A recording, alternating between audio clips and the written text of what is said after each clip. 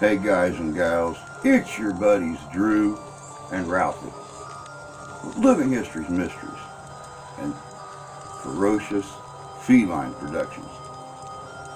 You know, every year when it gets time and the holidays get closer,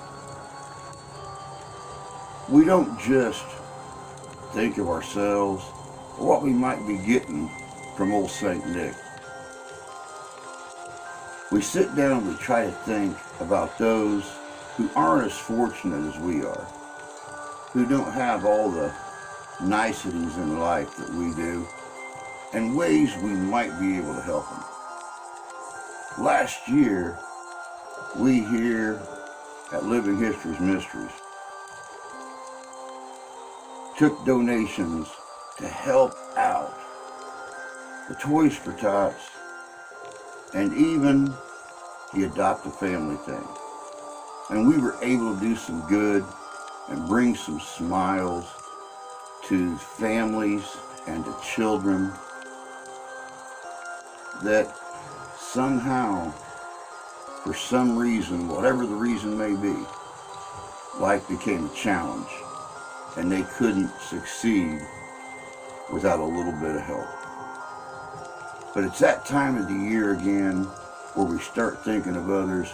And once again this year, we here at Living History's Mysteries are taking up the mantle to adopt a family and do the Secret Santa thing. If y'all want to help out and be a part of it, it's going to be an anonymous donation. It's going to be in the name of Living History's Mysteries. Just click on the link right here, www.paypal.me/MrHistory2020, and give whatever you can, because every little bit helps. And it's going to go to a couple worthy groups this year, one family and one organization right here in my hometown that's really been hit hard over the past 2 or 3 years. People just need help. The organization we're giving to is a local organization that helps with clothing pantry, food pantry, helping veterans, the elderly, and the not so lucky make their bills and just survive. And of course, they can use all the help that they can get because they help so many needy groups. So like I said, just click on this link down in the description below the video and give what you can. And once again this year, let's help those that aren't as lucky. Have a happy holidays, and all of us work together to share just a little bit of that holiday love. Y'all take care.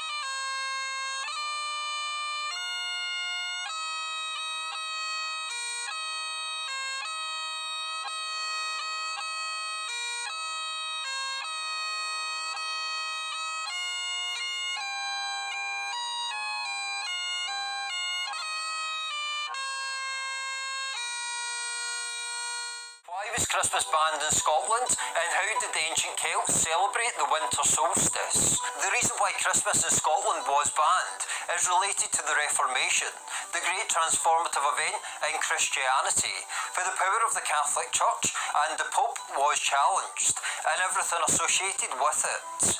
But before we continue, we need a little context, including the Viking blood festival of Yule, which marked the winter solstice. Celebrations in the land we call Scotland today took place for millennia around this time of year.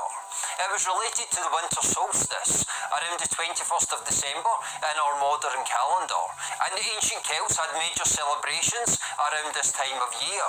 Some say that the tradition of the Yule log came from the Celtic priesthood of the Druids, as they believed that the sun stood still for 12 days in the middle of the winter. A log was set alight to bring light into the darkness, conquer evil spirits, and bring luck for the year to come. When the Vikings invaded, they left many marks. One mark that they did leave was the Viking festival that marked the winter solstice, originally known as Jule, another name for their god Odin. Jule later evolved into Yule, still a synonym of Christmas today. Yule, or Germanic festival in general, was celebrated by the Vikings in a way where there was a feast, and originally would have included sacrificing animals and even sacrificing meat in the Old Norse tradition. One interesting fact that he notes is that Hakon the Good, a 10th century king of Norway, who was actually Christian but had to hide his kind of Christian sensibilities for the pagan Norse at that point, actually changed the date of Yule, according to one ancient source at least, from originally the winter solstice, which was usually the 21st of December, to the 25th of December, in line with the Christian tradition. This is thought to have been done to make the transition from a pagan society into a Christian society down the line more seamless, as ultimately there would be a celebration on the same day if Yule was moved to the 25th of December as opposed to a couple of days before. Yule was widely celebrated in Scotland for centuries, and it seemed to infuse and combine many different traditions and beliefs over the centuries. Like I said, Yule was still used as a synonym for Christmas in many regards, although it did have pagan origins. Christmas itself today can be viewed as a mixture and infusion of numerous different festivals and celebrations down through the centuries and millennia, including celebrations relating to the winter solstice, pagan and Germanic celebrations of Yule, obviously a major Christian element, and even references to the Roman pagan festival of Saturnalia, a festival that was dedicated to the god Saturn, that have all been rolled up into the epic celebration that we call Christmas today. As I said before, if we turn our attention back to why Christmas was banned in Scotland, it was related to the Reformation. Prior to the Reformation, Christmas in Scotland was largely a religious feasting day, although Easter was maybe considered to be more of an important celebration than Christmas. With the Reformation, however, anything associated with the Catholic Church came under attack, and in 1640 the Scottish Parliament went so far as to ban all Christmas or Yule vacations, as the Act states. The kirk within this kingdom is now purged of all superstitious observation of days. Therefore the said estates have discharged and simply discharged the foresaid Yule vacation and all observation thereof in time coming. In fact, the baking of Yule bread was considered a criminal act. Who knew that baking could be such a rebellious activity? Although the law that outlawed Christmas or Yule vacations was reversed shortly after, Christmas or Yule celebrations were frowned upon for centuries. It was only in the late 20th century that Christmas became a public holiday in Scotland.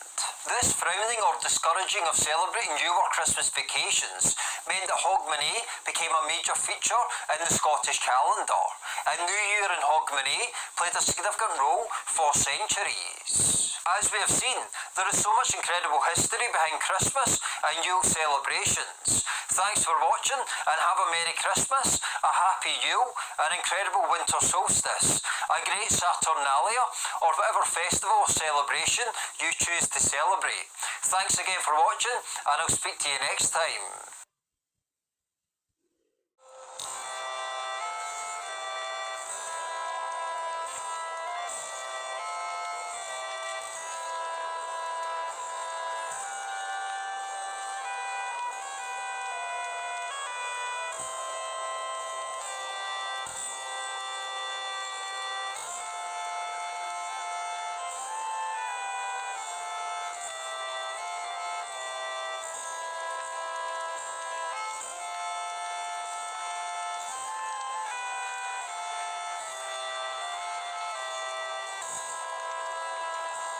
Christmas.